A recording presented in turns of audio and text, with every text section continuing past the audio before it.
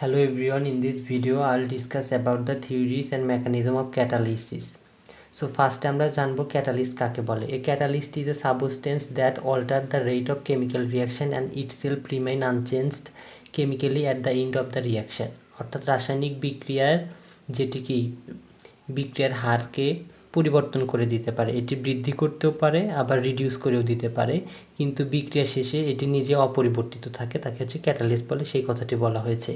If the catalyst and reactant are in the same page the process will be called homogeneous catalysis. For example, এখানে sulphur ডাইঅক্সাইডের oxidation sulphur trioxide তৈরি হয়েছে। এখানে সবগুলো reactant, product এবং যে catalyst nitric oxide সবগুলো কিন্তু গ্যাসিয়াস অবস্থায় আছে, যার কারণে এটি কী হবে, হোমোজিনিয়াস ক্যাটালাইসিস।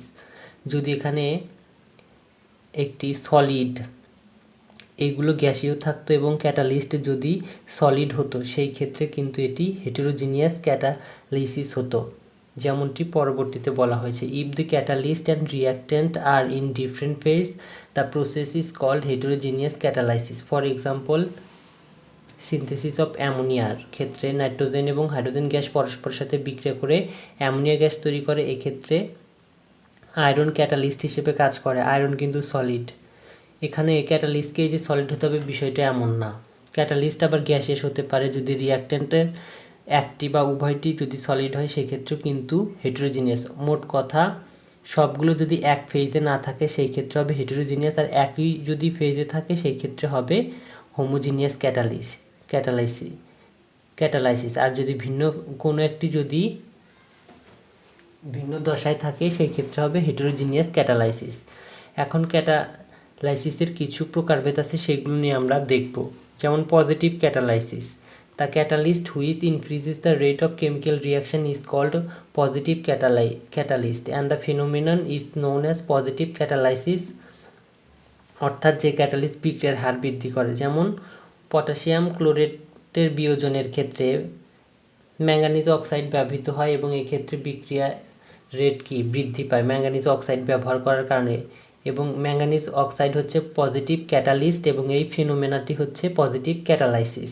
একইভাবে negative catalysis, the catalyst which decreases the rate of chemical reaction is called negative catalyst and the phenomena is known as negative catalysis. যেমন হাইড্রোজেন পারঅক্সাইডের ডিকম্পোজিশনের যে অ্যাসিটিনিলাইট ব্যবহার করা হয়, সেই ক্ষেত্রে অ্যাসিটিনিলাইট কিন্তু এই ডিকম্পোজিশন রেট কমিয়ে দিতে পারে, যার কারণে অ্যাসিটিনিলাইট হচ্ছে নেগেটিভ ক্যাটালিস্ট এবং এই ফেনোমেনা হচ্ছে negative ক্যাটালাইসিস।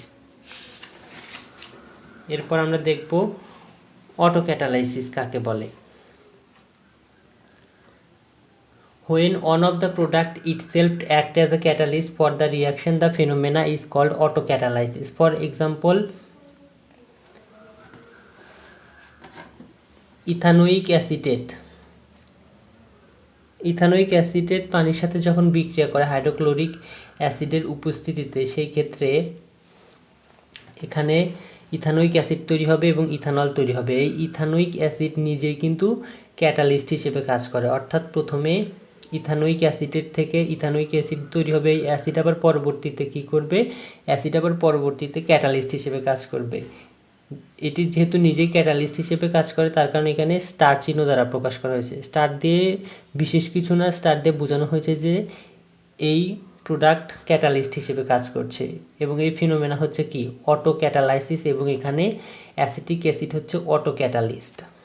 Induced catalysis, when a reaction influences the rate of some other reaction which does not occur under ordinary state, the phenomena is called induced catalysis. For example, sodium arsenide does not oxidize in air while sodium sulfide oxidizes, but in their mixture both of them undergoes oxidation. যেমন এখানে sodium আর্সেনাইডকে আলাদাভাবে যখন আমরা oxidise করার চেষ্টা করব, এখানে কিন্তু কোনো রিয়াকশন ঘটবে না। সোডিয়াম সালফাইড কিন্তু যদি আমরা অক্সিডাইজ করি, সেই ক্ষেত্রে কিন্তু অক্সিডেশন ঘটবে। এখন এই সোডিয়াম আর্সেনাইটের ভেতরে যদি আমরা কিছু সোডিয়াম সালফাইড নিই, সেক্ষেত্রে সোডিয়াম সালফাইড তো অক্সিডাইজ হবেই, সোডিয়াম আর্সেনাইটও কিন্তু অক্সিডাইজ হবে। অর্থাৎ এই বিক্রিয়ার প্রভাবে যে অপর একটি বিক্রিয়ার ঘটলো, এটি হচ্ছে ইনডিউস ক্যাটালিসিস মূলত। যখন অর্থাৎ একটি রিয়াকশন যখন অপর একটি রিয়াকশনে কি প্রভাব বিস্তার করে সেটি বলা হয়েছিল। Promoters, the substances which increases the activity of the catalyst are known as promoter. Promoter কিন্তু ক্যাটালিস্ট না, ক্যাটালিস্টের অ্যাক্টিভিটি বৃদ্ধি করে হচ্ছে promoter. For example, in ammonia synthesis molybdenum act as a promoter. Nitrogen ও হাইড্রোজেন গ্যাস থেকে ammonia সিনথেসিসে আমরা দেখেছি আয়রন হচ্ছে ক্যাটালিস্ট হিসেবে ব্যবহৃত হয়। যদি এখানে আমরা মলিবডেনাম ব্যবহার করি তাহলে আয়রন কি করবে, আয়রনের অ্যাক্টিভিটি বৃদ্ধি পাবে এবং বিক্রিয়ার হার কি আরও দ্রুত গতির হবে। এক্ষেত্রে মলিবডেনাম হচ্ছে প্রোমোটার। এরপর আমরা দেখব পয়জন নিয়ে। The substances which reduces the rate of catalysed reaction are called poison. অর্থাৎ যে সকল পদার্থ কি ক্যাটালিস্টের অ্যাক্টিভিটি কমিয়ে দেয় বা ক্যাটালাইজড রিয়াকশনের হার কমিয়ে দেয় তাদেরকে বলা হয় poison. Presence of hydrogen sulphide in ammonia synthesis. যেমন আমরা দেখেছি মলিবডেনাম কী করেছে, আয়রনের অ্যাক্টিভিটি বৃদ্ধি করে দিয়ে বিক্রিয়ার হার বাড়িয়ে দিয়েছিল। কিন্তু যদি বিক্রিয়া মাধ্যমে হাইড্রোজেন সালফাইড গ্যাস থাকে সেই ক্ষেত্রে কিন্তু আয়রনের অ্যাক্টিভিটি কমে যাবে, অর্থাৎ এটি বিক্রিয়ার হারকে কমিয়ে দেবে। সেই জন্য হাইড্রোজেন সালফাইড কিন্তু এই বিক্রিয়ার ক্ষেত্রে পয়জন। থিওরিজ অফ ক্যাটালাইসিস, মূলত দুই ধরনের থিওরি আছে, একটি হচ্ছে ইন্টারমিডিয়েট কম্পাউন্ড ফরমেশন থিওরি আর একটি হচ্ছে অ্যাডজর্পশন থিওরি। ফার্স্টে আমরা দেখব intermediate compound formation theory. According to this theory the catalyst react with one of the reactant to give intermediate, then intermediate react with another reactant to form product. For example, formation of sulfur trioxide. In general বিক্রিয়াটি যদি আমরা দেখার চেষ্টা করি তাহলে nitric অক্সাইডে অর্থাৎ nitric oxide গ্যাসের উপস্থিতিতে সালফার ডাইঅক্সাইড অক্সিজেনের সাথে বিক্রিয়া করে সালফার ট্রাইঅক্সাইড তৈরি করেছে। এবং mechanism intermediate compound formation theory. ফার্স্টে কী হবে, ফার্স্টে ক্যাটালিস্ট একটি রিয়াক্টেন্টের সাথে যুক্ত হবে, যেমন এখানে ক্যাটালিস্ট ও অক্সিজেনের সাথে যুক্ত হয়ে নাইট্রোজেন ডাইঅক্সাইড তৈরি করেছে। এরপরে নাইট্রোজেন ডাইঅক্সাইড ইন্টারমিডিয়েট পুনরায় মাধ্যমে আরেকটি রিয়াক্টেন্ট সালফার ডাইঅক্সাইডের সাথে বিক্রিয়া করে সালফার ট্রাইঅক্সাইড তৈরি করেছে এবং পুনরায় কী করেছে, ওই ক্যাটালিস্ট নিজেই আবার উৎপন্ন হয়েছে। এটি হচ্ছে intermediate compound formation theory.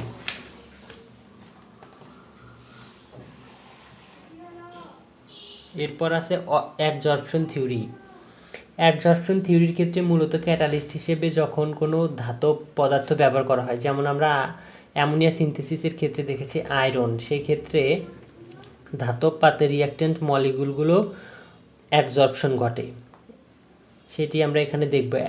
According to this theory reactant molecules diffuse at the surface of the catalyst.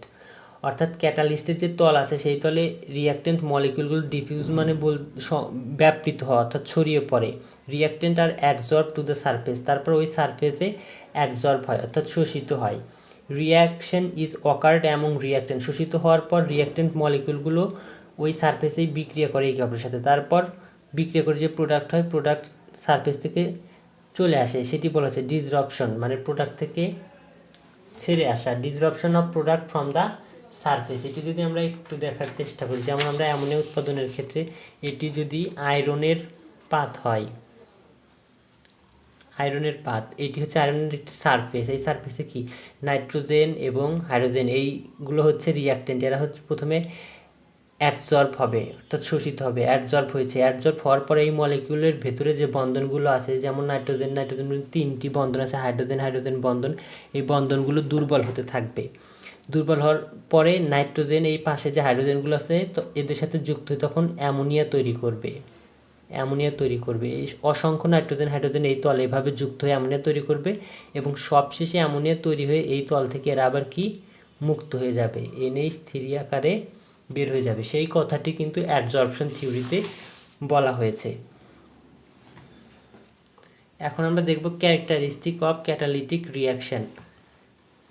The catalyst remain unchanged in mass and chemical composition at the end of the reaction. অর্থাৎ বিক্রিয়া শেষে catalyst unchange থাকে, যেমন আমরা আগেও দেখেছি যে কীভাবে নাইট্রিক অক্সাইড সালফার ট্রাইঅক্সাইড সিনথেসিসের সময় কীভাবে নাইট্রিক অক্সাইড পুনরায় উৎপন্ন হয়েছিল।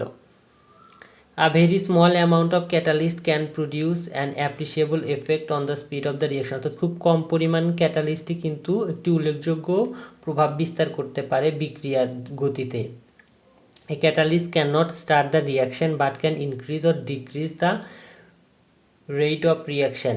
Free energy change remains same in the presence or absence of the catalyst. অর্থাৎ ক্যাটালিস্ট এখানে বিক্রিয়া শুরু করতে পারে না, এটি হচ্ছে বিক্রিয়ার হার বৃদ্ধি করে দিতে পারে অথবা কমিয়ে দিতে পারে। এবং ফ্রি এনার্জি অর্থাৎ গিভস ফ্রি এনার্জি চেঞ্জ কিন্তু সবসময় একই থাকে, ক্যাটালিস্ট উপস্থিত থাকুক বা না থাকুক। ক্যাটালিস্ট শুধুমাত্র অ্যাক্টিভেশন এনার্জি কমিয়ে আনে, এটি মনে রাখতে হবে। ক্যাটালিস্ট কিন্তু গিভস ফ্রি এনার্জি চেঞ্জ করে না, ওইটি সবসময় সেম থাকে। এরপর the catalyst does not effect the final state of equilibrium, অর্থাৎ ক্যাটালিস্ট কিন্তু ফাইনাল ইকুইলিব্রিয়াম স্টেটের ক্ষেত্রেও প্রভাব বিস্তার করতে পারে না। It effects the rate of forward and backward reaction in same proportion, কারণ এটি কি ব্যাকওয়ার্ড এবং ফরওয়ার্ড যে রিয়াকশনের থাকে সেই ব্যাকওয়ার্ড এবং ফরওয়ার্ড রিয়াকশন হারকে সমানভাবে প্রভাবিত করে। অ্যান্ড ইকুইলিব্রিয়াম রিচেস আর্লিয়ার, যার ফলে কি ইকুইলিব্রিয়াম অবস্থায় তাড়াতাড়ি পৌঁছায়। আগে হয় ক্যাটালিস্ট ব্যবহার না করার কারণে হয়তো 10 মিনিটে পৌঁছায় এবং ক্যাটালিস্ট ব্যবহার করার কারণে হয়তো 5 মিনিটে পৌঁছাবে, এটাই। কিন্তু ইকুইলিব্রিয়াম স্টেটের কোনো পরিবর্তন হবে না উইদাউট এফেক্টিং ইকুইলিব্রিয়াম কনস্ট্যান্ট, এবং ইকুইলিব্রিয়াম স্টেটের পরিবর্তন না হলে ইকুইলিব্রিয়াম কনস্ট্যান্টও সেম থাকবে।